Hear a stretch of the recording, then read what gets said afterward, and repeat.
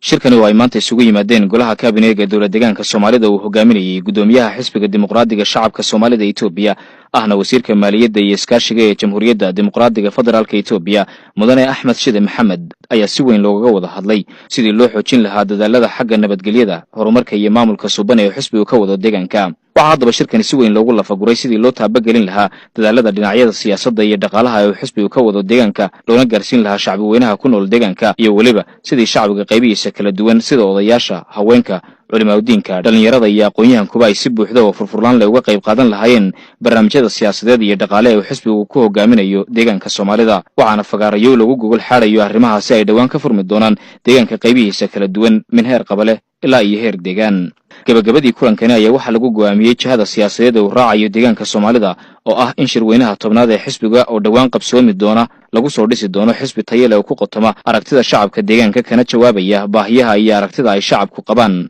si taasi looga miro dhaliyana waxaa la go'aamiyey in la furo tababaro heerar kala gedisan ah sida hogaaminta sare ee xisbiga dimuqraadiga shacabka Soomaalida Itoobiya, hogaaminta dhexe ee xisbiga iyo xubnaha iyo waliba qaybaha kala gedisan ee bulshada deegaanka ku nool. tababaradaasi ayaa la filayaa in dhawaan ay ka bilaabmaan dhammaanba deegaanka kuwaasi oo lagu tababari doono qaybaha kala gedisan ee hogaaminta xisbiga iyo waliba sidii shacabku ay uga qayb qaadan lahaayeen ka qaybgalka dhaqdhaqaaqyada xisbigu ka wado deegaanka Soomaalida.